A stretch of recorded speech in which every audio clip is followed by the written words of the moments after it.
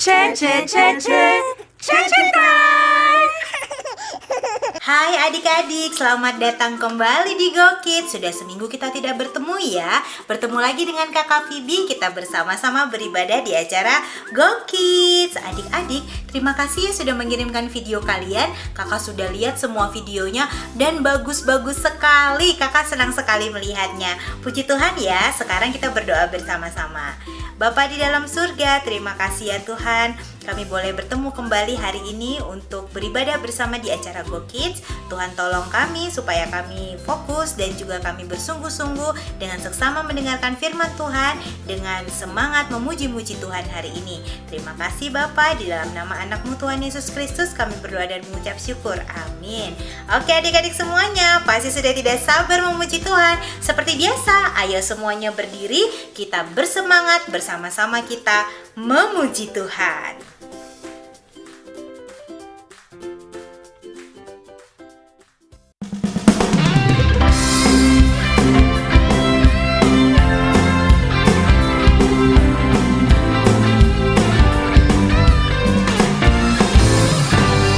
I've got peace like a river, I've got peace like a river, I've got peace like a river in my soul. Hallelujah. I've got peace like a river, I've got peace like a river, I've got peace like a river in my soul.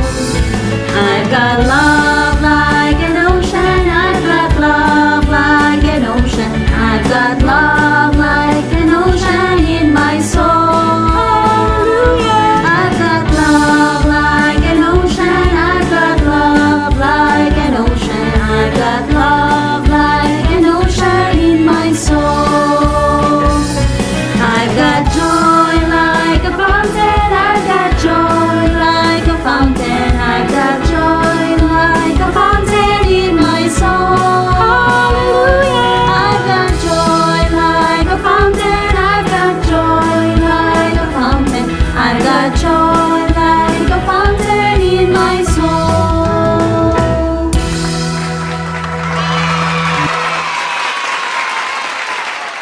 Pada mulanya ada seorang raja. Halo Hani. Oh, hai Iris. Apa yang terjadi dengan lenganmu Hani? Aku terluka pada hari Minggu yang lalu ketika aku sedang bermain di tempat bermain di gereja. Seseorang menabrakku. Aku kehilangan keseimbangan. Lenganku tergores di tanah yang kasar. Sakit. Tentu saja, sakit sekali. Aku bahkan menangis karena sakit sekali. Apakah kamu marah dengan anak yang menabrakmu? Aku tidak begitu marah. Pada kenyataannya, aku senang bahwa lenganku aja yang terluka. Bisa saja lebih parah dari itu loh. Dia tidak sengaja menabrakku. Jadi, saya memaafkan dia. Itu aneh, Hani. Orang biasanya marah kalau mereka dilukai. Bagaimana melakukannya, Hani? Dan mengapa kamu bisa memaafkannya dan tidak marah? Itu karena pekerjaan Roh Kudus di dalam hidupku. Rasul Paulus menulis di Galatia 5 ayat 22 sampai 23 bahwa buah-buah roh adalah kasih, sukacita, damai sejahtera, kesabaran, kemurahan, kebaikan, kesetiaan, kelemah lembutan, dan penguasaan diri. Wow, Paulus sepertinya orang yang baik. Ya, betul. Paulus adalah salah satu pengikut Yesus. Dia bahkan menulis setengah dari buku-buku di Perjanjian Baru. Tapi, tahukah kamu? Paulus adalah orang yang sangat berbeda sebelum dia bertemu dengan Yesus. Ada seorang laki-laki dari Tarsus, namanya Saulus. Dia sangat cerdas dan tekun dalam apa yang dia yakini. Tetapi dia sangat membenci ajaran Yesus dan orang-orang yang mengikutinya. Saulus ingin menghentikan orang-orang Kristen dalam memberitakan Injil Yesus pada orang lain. Jadi, Saulus pergi ke berbagai tempat dan menganiaya semua orang Kristen yang dia temukan dan melemparkan mereka ke penjara. Bertobatlah dan percayalah kepada Yesus Kristus Anak Allah, dan kamu akan diselamatkan. Orang gila itu menyebabkan keributan. Penjaga, tangkap dia! Saulus dikenal sebagai musuh gereja. Penganiayanya menyebabkan orang-orang Kristen bersembunyi dan melarikan diri, dan dia bahkan bertanggung jawab atas kematian Stefanus, seorang martir Kristen yang pertama. Hai orang-orang yang keras kepala dan yang tidak bersunat hati dan telinga. Kamu selalu menantang Roh Kudus sama seperti nenek moyangmu. Demikian juga kamu. Omong kosong. Mari kita bungkam orang gila ini dan melemparnya dengan batu. Ya Tuhan Yesus, terimalah rohku. Tuhan, janganlah tanggungkan dosa ini kepada mereka. Suatu hari, imam besar di Yerusalem menyuruh Saulus untuk mengirim surat ke rumah-rumah ibadah di Damsyik dan memberinya kuasa untuk menangkap orang-orang Kristen. Tetapi sebelum Saulus bisa masuk ke kota, dia melihat cahaya memancar dari langit. Dia rebah ke tanah dan mendengar suara. Saulus, Saulus, mengapa engkau menganiayaku? Siapakah engkau, Tuhan? Bangunlah dan pergilah ke kota. Di sana akan dikatakan kepadamu apa yang harus kamu lakukan. Saulus bangun dari tempat dia pingsan, dan ketika dia membuka matanya, dia menyadari kalau dia kehilangan penglihatannya. Dia dikawal oleh teman-temannya menuju kota dan Saulus tinggal di sana selama 3 hari tanpa makan apapun. Kebetulan, salah satu murid Yesus yang bernama Ananias juga ada di Damsyik, dan Tuhan menampakkan diri kepadanya dalam sebuah penglihatan. Ananias. Ini aku, Tuhan. Bangunlah. Aku ingin kamu pergi menemui seorang laki-laki yang bernama Saulus dari Tarsus. Letakkan tanganmu ke atasnya, supaya dia dapat melihat. Tetapi Tuhan, dia dikenal karena menganiaya orang-orang kudusmu di Yerusalem, dan imam besar memberinya kuasa untuk menangkap semua orang yang memanggil namamu.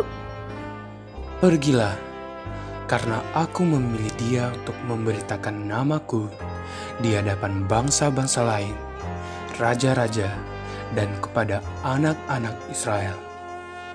Aku sendiri akan menunjukkan kepadanya betapa banyak penderitaan yang harus dia tanggung oleh karena namaku. Sesudah mendengar kata-kata Yesus, Ananias pergi menemui Saulus. Saulus, saudaraku, Tuhan Yesus, dia yang menampakkan diri kepadamu, mengutusku supaya kamu dapat melihat dan dipenuhi dengan Roh Kudus.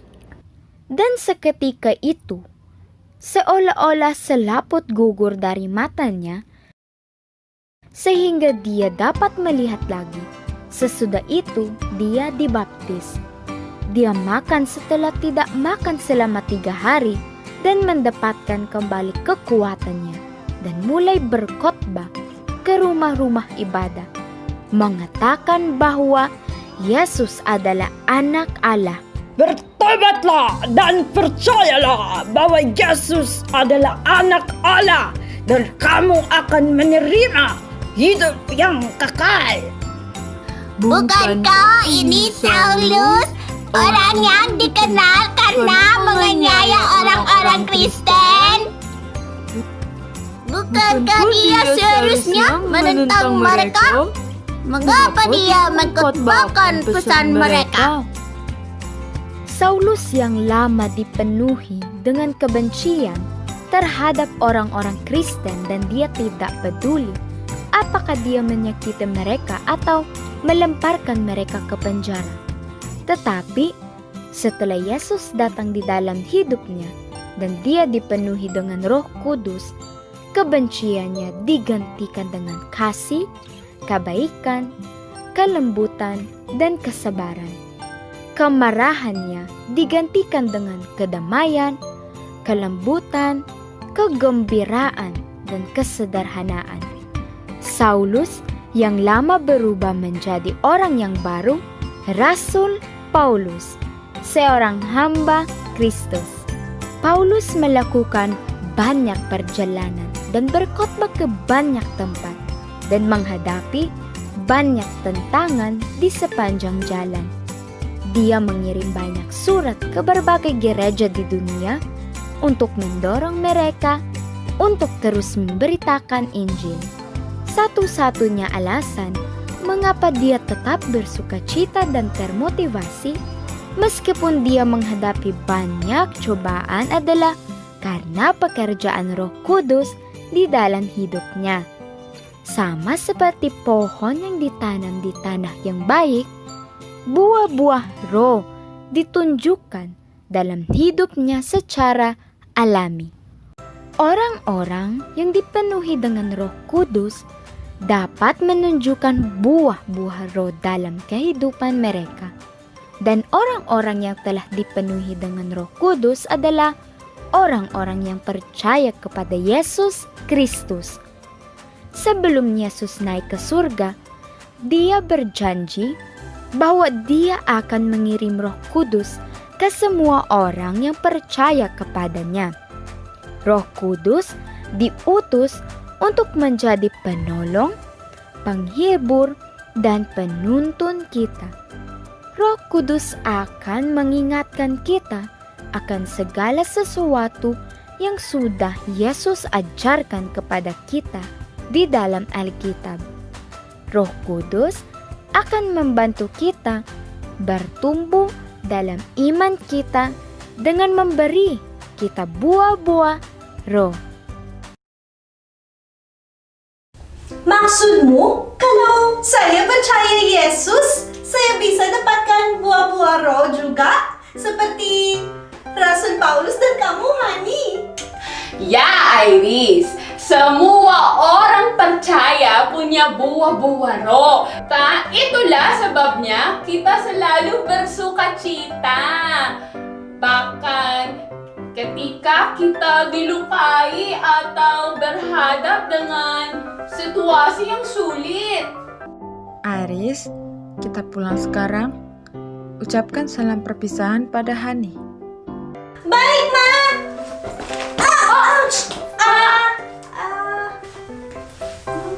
Oh, maaf Iris. Maaf, aku tidak perhatikan.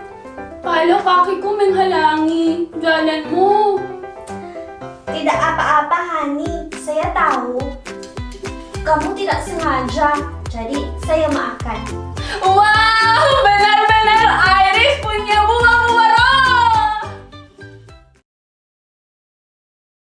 Adik-adik, ayat hafalan kita hari ini diambil dari Galatia 5 ayat 22 sampai 23. Tetapi buah roh ialah kasih, sukacita, damai sejahtera, kesabaran, kemurahan, kebaikan, kesetiaan, kelemah lembutan, penguasaan diri.